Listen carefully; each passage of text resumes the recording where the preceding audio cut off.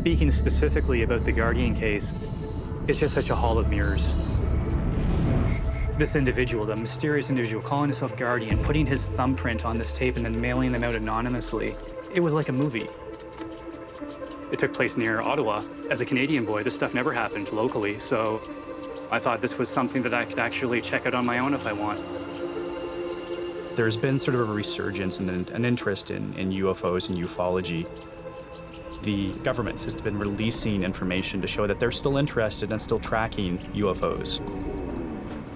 The one thing that I've never really been able to process myself about this case was that there were other people in West Carleton who claimed to have been seeing things during that time. I still have questions. I would love to know what was in my backyard. Why did I see that light in my room? And that's still a mystery to me. And this whole case still is. I mean, 30 years later, we still don't know.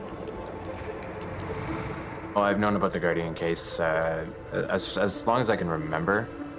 My Nana, Susan Gill, I guess had a lot more to do with it than I thought. It definitely did seem like that there was a verifiable phenomenon, a genuine phenomenon happening in that area during that period of time of 89 to 91. I've never thought we were the only ones in the universe. Maybe on Earth, but even now I start to question that. But you don't know what to believe.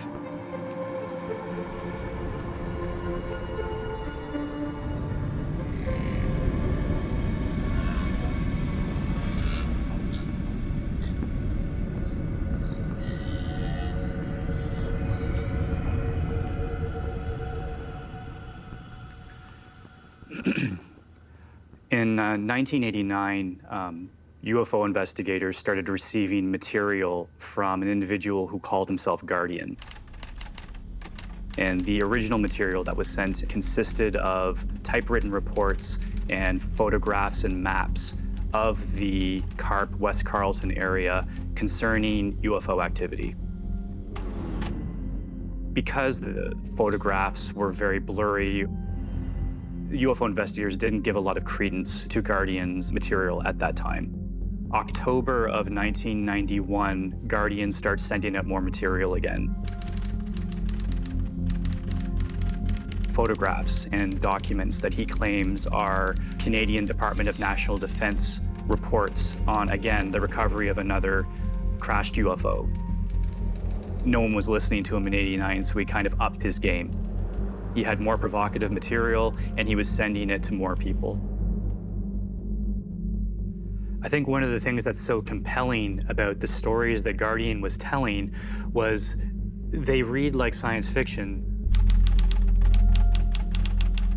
Canadian and American security agencies are engaged in a conspiracy of silence to withhold from the world the alien vessel seized in the swamps of Corkery Road, Carp in 1989. The ship had landed in deep swamp near Corkery Road. 2 AH-64 Apaches and a UH-60 Blackhawk headed for the area the following night. They were part of a covert American unit that specialized in the recovery of alien craft. No smokescreen was needed for the military activity, as Canadian forces regularly train in the Carp region.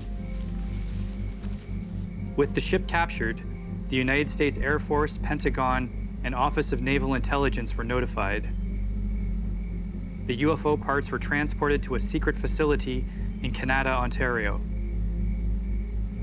How exciting would it be if, and of all places, like the farmland and the swampland of West Carleton, a UFO crashed, and you've got American and Canadian government forces teaming up to collect this material and study it. It really is like a fictional story come true. The culmination in these packages is a VHS tape. The videotape is just a few minutes long and shows what purports to be a landed UFO in a field next to 4 red burning flares.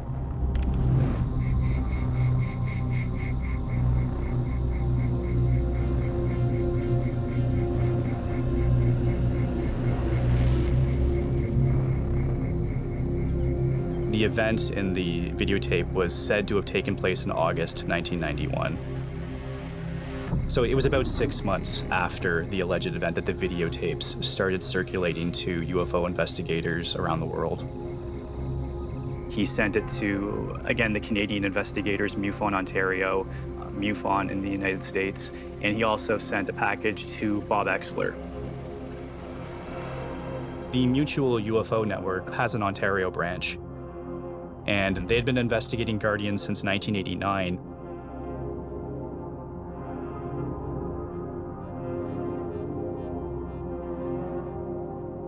Bob Exler was an American UFO investigator who sometimes worked with MUFON.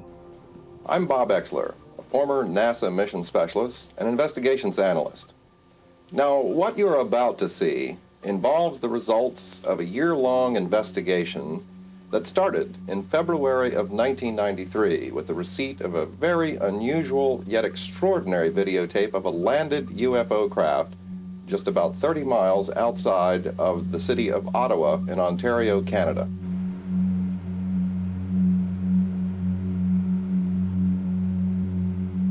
The events depicted in the Guardian video were alleged to have taken place in an area of southern Ontario called West Carleton.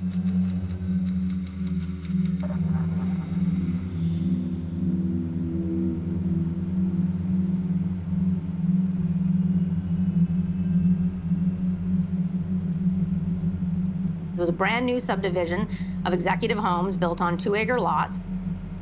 It was somewhat flat but empty, like there was not a lot of homes, so you could see for a long way away. There was nothing around us. It was one of the wealthier communities in that region just because of its proximity to the city and its ability for people to commute into good jobs. There's a lot of green space out there, which is one reason that people love it so much. Everybody kind of knows everybody's business. Even when you move into the community, people know who you are and where you came from pretty quickly. So it's tight-knit. People look out for each other. There is a lot of military. There's a base not too far from here. I don't know how active the base is now, but they carry out operations there of some sorts of nature or whatever they do. There seems to be a lot of people who see stuff around the area, but they don't really know what's going on. I've heard from numerous neighbors that they've seen crafts, UFOs and whatnot, but they could never fully identify anything.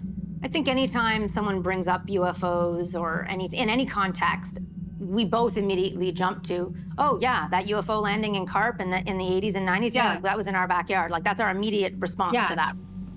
Now that you've seen the basic evidence associated with this extraordinary landing case, what we're attempting to do is to put together a full-length, 1-hour documentary for broadcast. We are hoping to get on-camera interviews with the witnesses and wrapping it up from there. Okay, so I'm Lois Tuffin. I'm a former reporter at the Almont Gazette that covered this crazy story. Bob Exler walked into my office and said, hey, we got this thing going on and we want to talk to you about it. We want to get some publicity. We want to get some more answers, so we want to turn to the community and get more input. Bob decided that the best way to flesh out Guardian was through some major TV coverage with connections that he had with the Unsolved Mysteries program. He contacted them, and they agreed to come and shoot in the West Carleton area and do a segment on the Guardian case.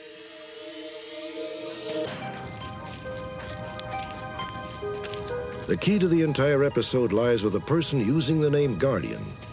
The presence of this mysterious informant in a remote field late at night with video camera in hand just in time for a UFO sighting can hardly be ascribed to luck.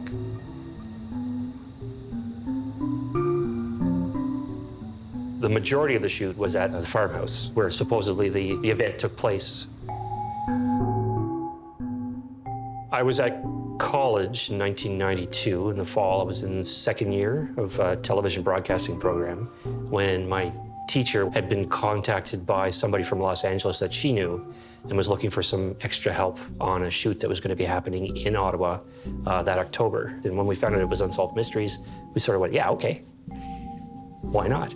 While on the film shoots, I was what's called a production assistant, so whatever had to be done, lugging cable, sweeping snow off rocks, fixing holes in walls that were left by the film crew, that sort of thing. I didn't know anything about the content of the show before we got involved, and I found out that it was actually this UFO story that had happened a couple of years before in Carp, and my buddy and I were like, oh, this is kind of fun. We're gonna be shooting some UFO stuff, okay. Looking back at Bob specifically, he was very much wanting to be involved in all aspects of the shoot itself. He wanted to be interviewed more and more and go on about the details of this particular event. So yeah, I consider him more of a personality in front of the camera as opposed to a scientist. But even the reenacting of the Guardian thing is Bob's hands doing all that stuff, which I thought was rather odd. I'm certainly left with an indelible impression that he had an agenda. He wanted to be in control of the way the media was shaping the narrative of the Guardian case. I have vague memories of him talking about other events that he was involved with and how this particular one, Guardian, you know, being in his mind, thinking it was a whistleblower from the Canadian military. Having no contact with Guardian is probably the biggest frustration to an investigation like this. We don't know who Guardian is. We don't know if Guardian was sent or went on his own. I believe I watched the Unsolved Mysteries probably at least 10 years ago. At some point, I saw it. And it was kind of like, okay, that's cool. Yeah, that was in our backyard. Was there a real event? Was there a hoax? And you know, we were witnesses to it. We do wonder, what did happen back then? Something happened. We don't know who the Guardian is. We just know that things happen at the same time. So whatever happened, that stuff happened in our backyard. And we were just kids. The community that we lived in was Cedar Ridge Estates in West Carleton.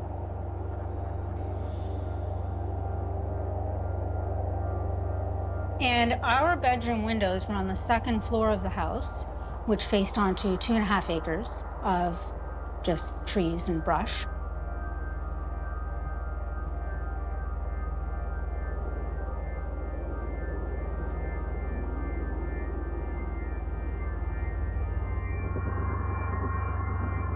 It was dark.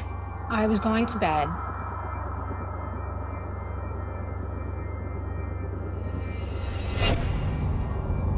And a very bright light shone into my second-story bedroom window. The light was white.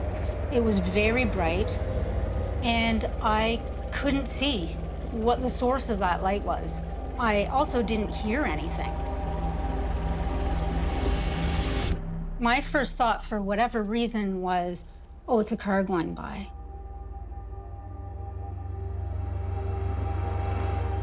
And then I immediately thought, wait, that's impossible. Something, whatever it was able to shine a light that bright directly into my bedroom on the second floor of a house without making any sound. It had to have been relatively close to shine that brightly.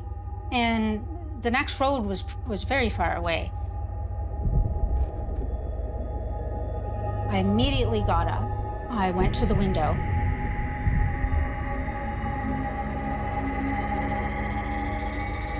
And then suddenly it was gone. I looked in our backyard. I couldn't hear or see anything.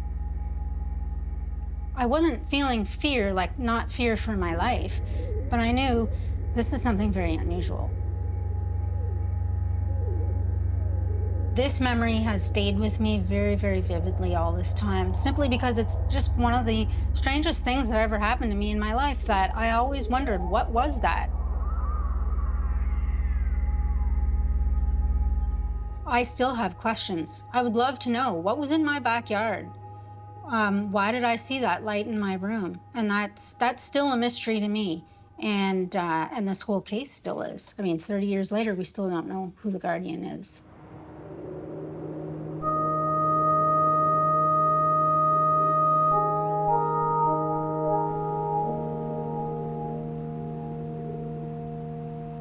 I think the reason why the Guardian case endures 30 years later is because it was always a compelling mystery, and it never really had an answer.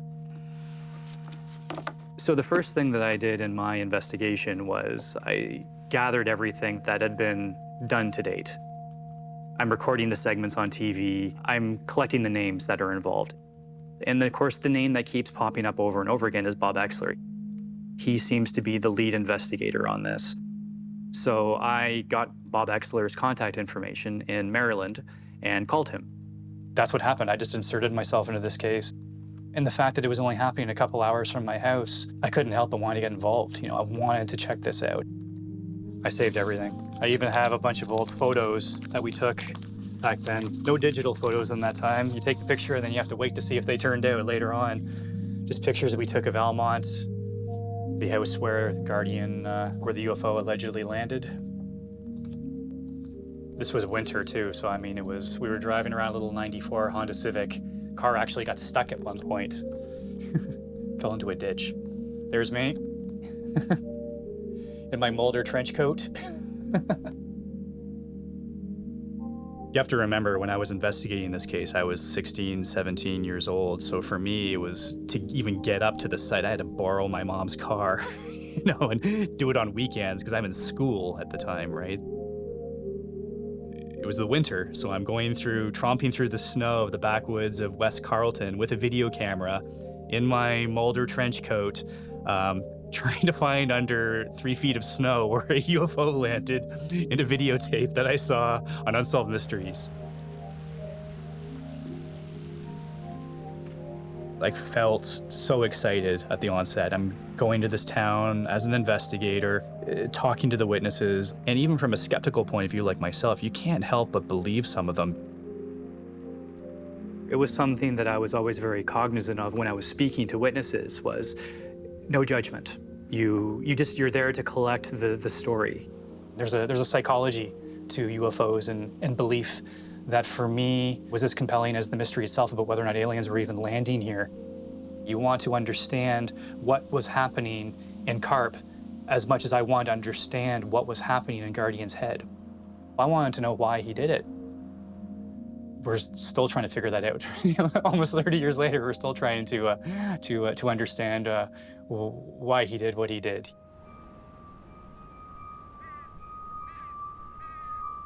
So the following February of 1993, the Unsolved Mysteries segment airs. Now Guardian is, I guess you could almost say, in the pop culture. It's the world now knows about the Guardian case.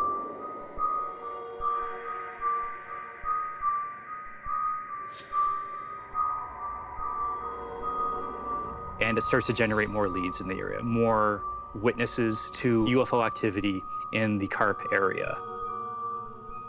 Our investigation continued following the Unsolved Mysteries production. We found 2 eyewitnesses, adult eyewitnesses, who observed the event that night in August of 1991. Bob Exler shows up at our doorstep, and he's looking for somebody who wrote this letter to him. They have detailed information. He wants to talk to them. And as I wrote through it, I went, oh, this sounds like my neighbor Susan down the road. He says, really? He says, yeah, because she's the only one on the street with 2 dogs and lives by herself. So he says, oh, really? Can you show me where she lives? So I said, okay, yeah. So I proceeded and went with him and showed him her residence, and that's where he went. From her front window, you could see right into the spot where the Guardian event was alleged to have been filmed.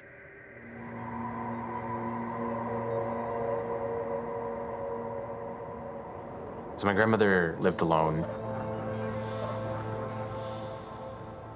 She moved here in the summer of 1987.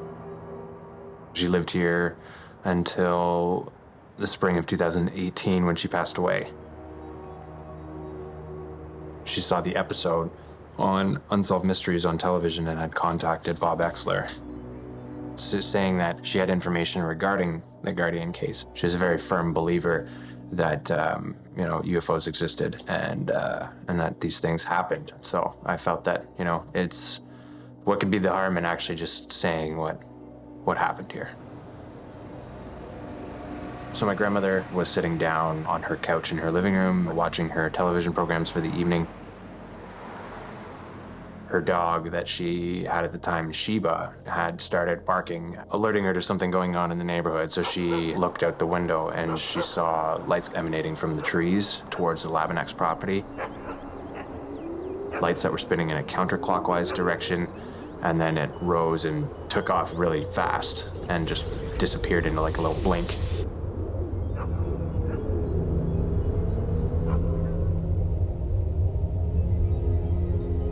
And then on her way driving to work that morning, she saw military trucks with armed soldiers pulling up Old Almont Road and heading towards her house while she was on her way out commuting to work the next morning.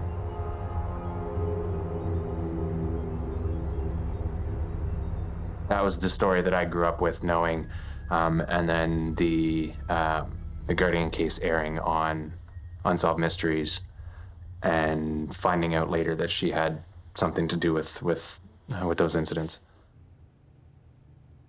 When I was investigating the case, what I knew about Susan was that she was a witness that Bob Exler had located who was able to corroborate the events in the Guardian film.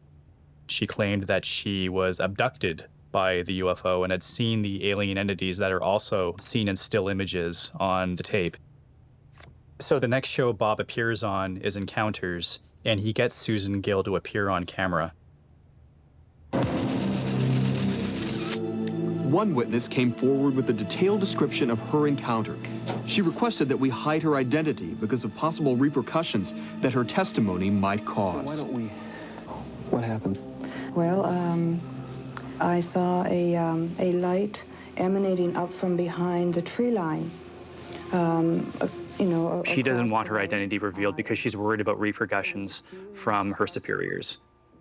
Susan worked for External Affairs, and she didn't want to suffer any repercussions from her job, which is why she used a pseudonym.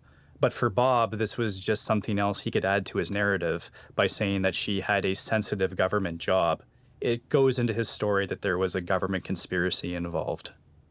I saw somebody come out of the side upper half of the craft. The skin of the person, I'll call it a person for now, had a glow to it.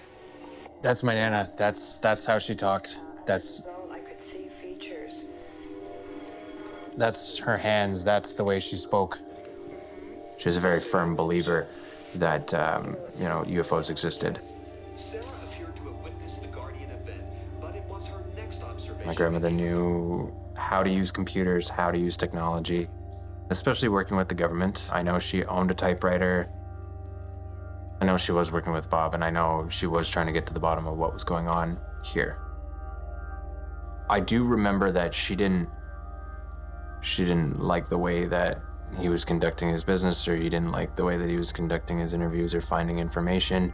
There was some talk among the Canadian investigators that the American investigators clearly had a monetary interest in the case. They really wanted to sort of brand it and make it their own. A lot of times when there's a very popular case, an investigator will want to own it. They want to own everything about it. And so if the media is going to talk, they're only going to talk to me. It's a very territorial thing that I've seen in a lot of cases and was having very firsthand knowledge of with Bob Exler in this case. And I think that Exler and his crew really wanted an answer. They really wanted to nail this and then go back to their lives. It took no time to gather a group of local townspeople who claimed to have witnessed the UFO event. Most were eager to cooperate. After Bob showed them the Guardian tape, each one shared their version of the experience. I thought I had seen some strobing within the light. At that point, it started coming down and at us. They had actually called me a witness to the Guardian landing in the documentary, which was totally false. My sighting had happened almost 3 years later. I believe the Guardian was 1989, and my sighting was 1993.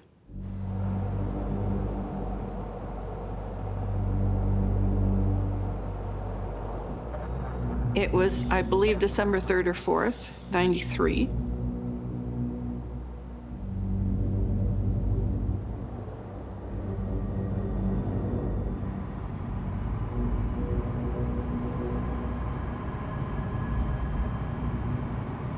I was coming home from my son's karate lesson, and he was in the car with me.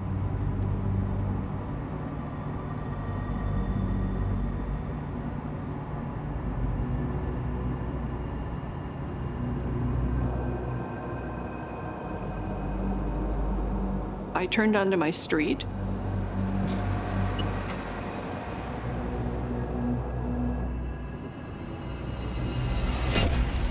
And there was these stadium lights above the road.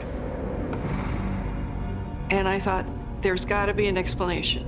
This is something, you know, it'll be a helicopter.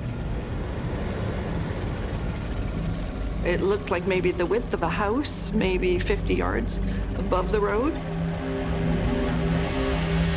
And what struck me was the dead silence. There was no wind. There was not a sound. It was more than a few seconds. It was like 15 to 20 minutes.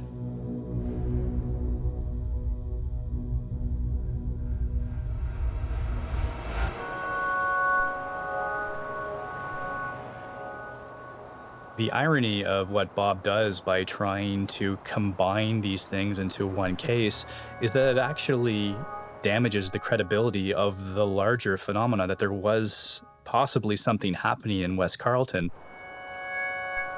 But by having all of these things trying to piggyback on his Guardian narrative, it ends up destroying any credibility he might have actually had with legitimate witnesses.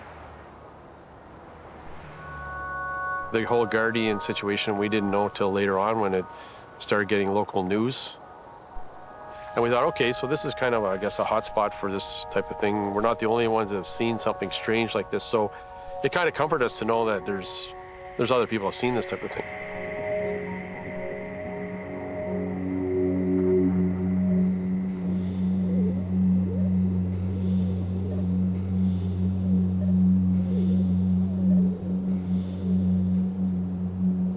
This incident happened in the summer of 1991, and it was July or August.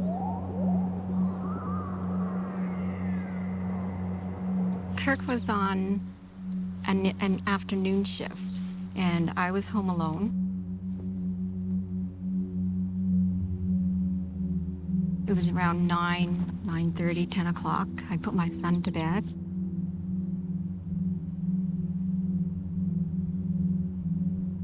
And I was just starting to head up to bed. And all of a sudden, all the lights went on in the house. It's like it was lit up, and it was very bright.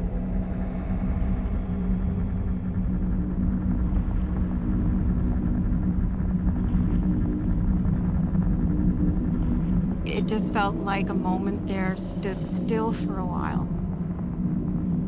And I was shaking. I went to the window to see if there was any noise outside or anything. I can see a car or anything. And there was nothing. And I had the phone, and I phoned my husband to tell him what was happening because I was so scared. I was shaking.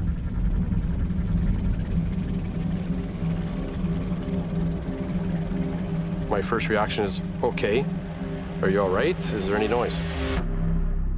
No noise. It was a scary, scary moment. Well, the next day, we decided to go for a walk down our laneway, and we came to the end of the laneway. And all of a sudden, the helicopter landed in the field in front of our property. There was at least four people jumped out of the helicopter. They got out of the helicopter and they started scurrying around the area that they had stopped. And they were running in the area pretty frantically. It lasted about a minute, and they got back into the helicopter and it took off. Like, what was that? I've never seen anything like that in my life. And it was scary. Like, actually, if it had lasted a little longer, I would have called the police. But it was so fast, they did it, they were in and out and gone. The general consensus from the people in West Carleton, they sort of fell into three groups. There was people who believed it was an out-and-out hoax. It was just done for publicity. There were people that felt it was absolutely UFOs. These were people who were hardcore believers of not just UFOs, but all kinds of paranormal phenomenon. And then there was a third group that felt it was just a videotape of military maneuvers that had already been seen by many locals of taking place in that area due to the nearby military base. All kinds of reports of military helicopters performing exercises, night maneuvers with infrared flares. One of the components of a conspiracy beliefs that we've noticed in UFO cases is belief in sort of the grand conspiracy, that the aliens are here, the government is covering it up.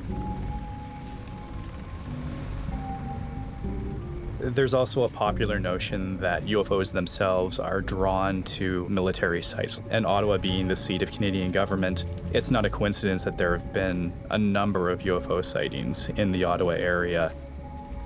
You would think that if there was something to the phenomenon and that they were investigating humanity, these are the locations that they would be exploring. So why are they here? That's another good question. I have no idea. It's just this area seems to be a hot spot for them, and we're not sure because they seem to always come straight in from the west. And from where, I have no idea. In my mind, there's something more going on that we're not being told, and governments are not telling us the truth about a lot of stuff. I had always thought that the Diefenbunker, which is where we are right now, was maybe what attracted whatever to us.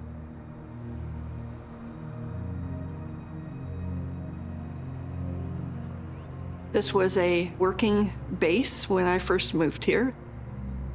350 people worked below ground at all time. They had a radio station, television station. They had communications that could reach any country in the world. It was where government was supposed to go if there was a nuclear blast.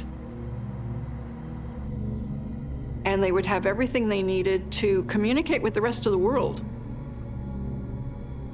So maybe that was what was attracting them. Maybe they thought they could communicate here. I have no doubt that they have visited the Diefenbunker site, which is absolutely fascinating.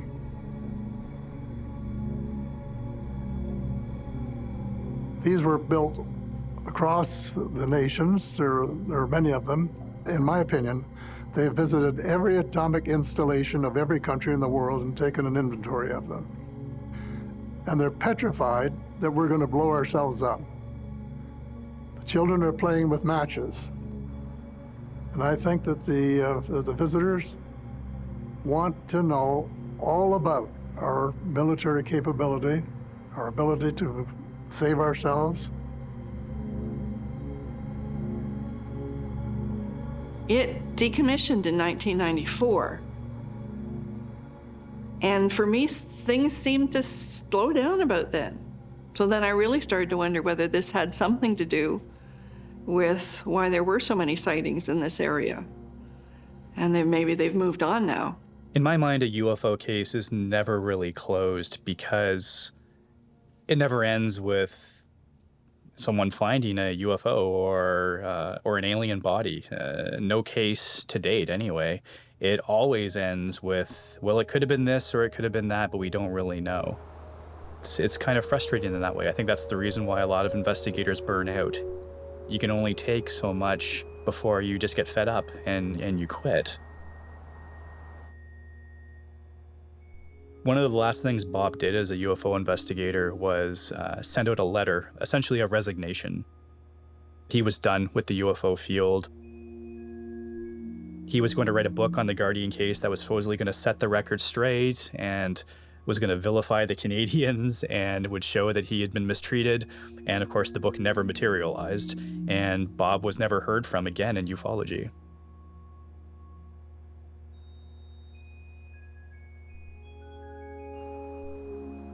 for all of the questions that you ask, all the people that you meet, all of the pavement that you pound, there were just no answers, no satisfying conclusion that you could just wrap it up in a bow and say, here, this is the answer to the Guardian case.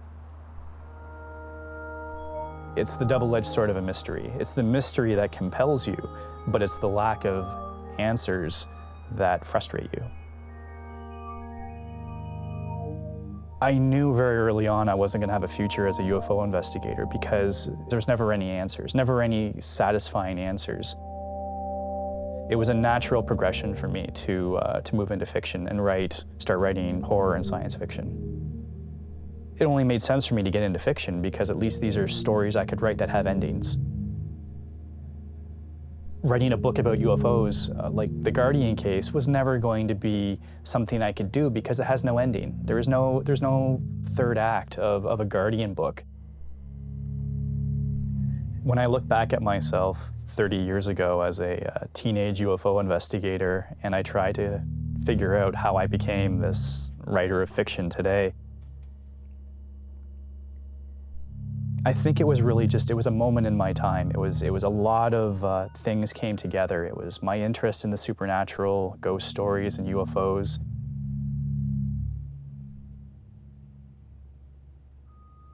The one thing that I've never really been able to process myself about this case was that there were other people in West Carleton who claimed to have been seeing things during that time. It definitely did seem like that there was a verifiable phenomenon, a genuine phenomenon happening in that area during that period of time. Belief is a very powerful thing, and it's a very personal thing. So when you're telling someone, well, you shouldn't believe this because it's a hoax, if they believe it's true, you're almost attacking like a core belief system. People will believe what they want to believe.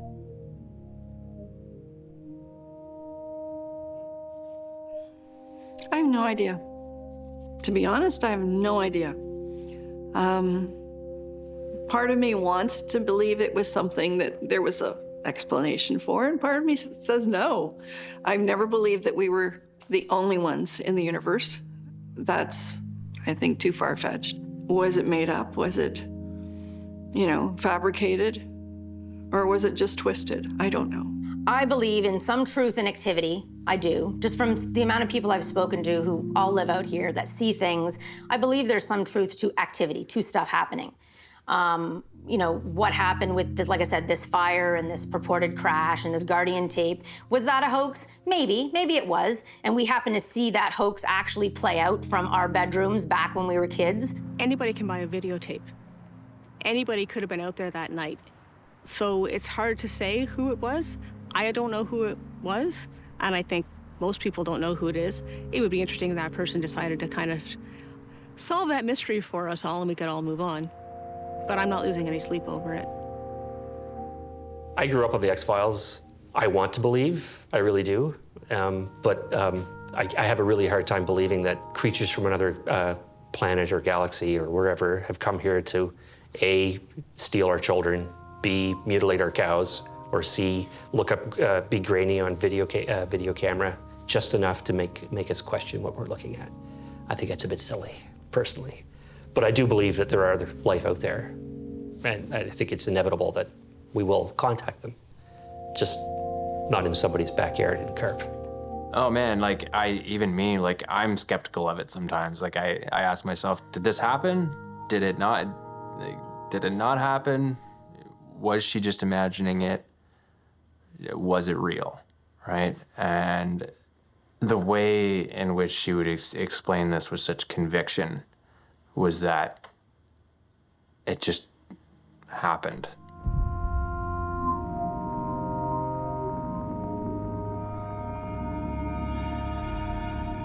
And I think what she would say to skeptics out there, or people that would say like, yeah, this isn't real, or maybe you made it up, or maybe you dreamt it, she would say, you'll find out one day. Like, it was kind of what she seemed to say. Like, it was that, we'll all know the answer one day.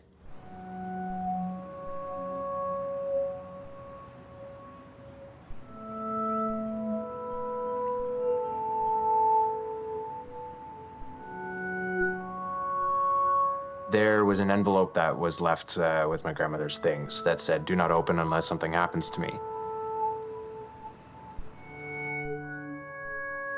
After she passed away, we were so connected and really close growing up that I was nervous reading those documents because I didn't know what I'd find in there.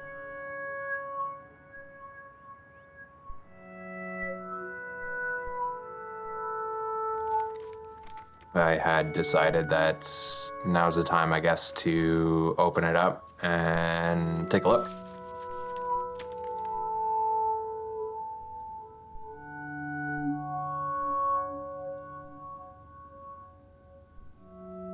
There are specific sections in the documents that refer to Guardian.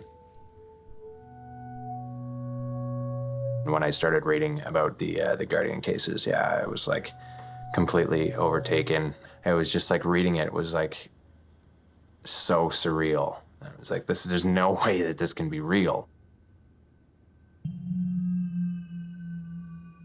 You think about these things in sci-fi, and then all of a sudden your family member has written recollections of all these things that we see on TV. That seems like fantasy, but I guess it's not.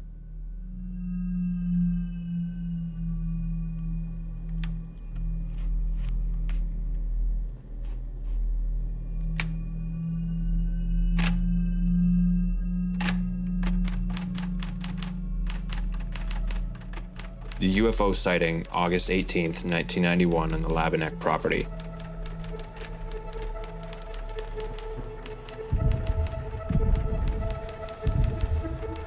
That evening, I started watching television earlier in the evening. I don't recall the 9 p.m. show ending or the 10 p.m. show starting. All I can remember is walking down the road onto the Labanek's property where the craft was. The next thing I recall is standing there watching them come out of the woods and boarding the craft. Next thing I knew, I was back on the couch and the 10 p.m. show was well underway. The next thing that happened was my dog Sheba alerting me to something going on outside. I went to the living room window and saw a light rising up into the sky, swirling very quickly in a counterclockwise motion. And then it quickly shot up into the sky, and then the flash was gone.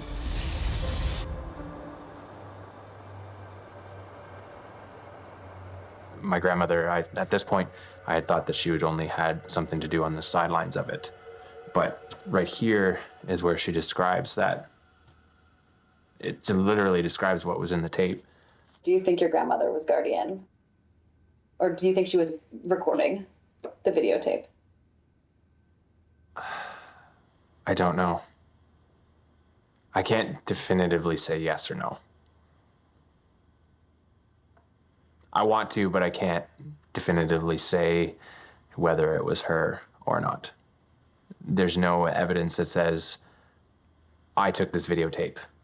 You know, there's no evidence that says she was Guardian. I don't think.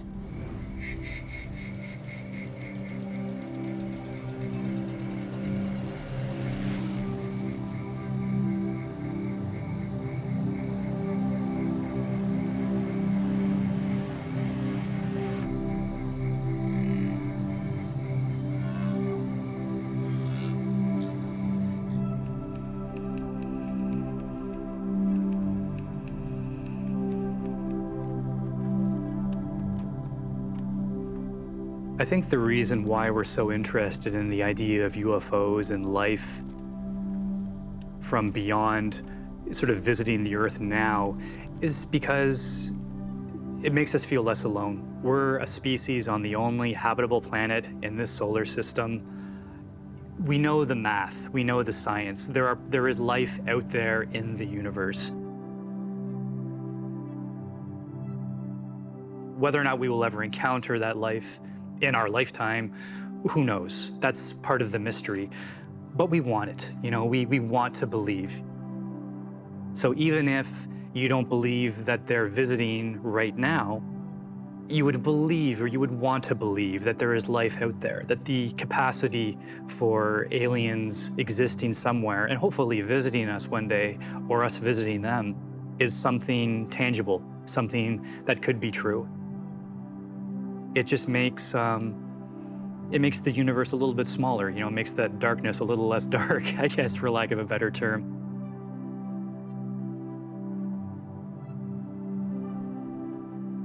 It's a nice feeling to have, I think, to know that there would be somebody out there that you could just sort of connect with, another species that you could share life with.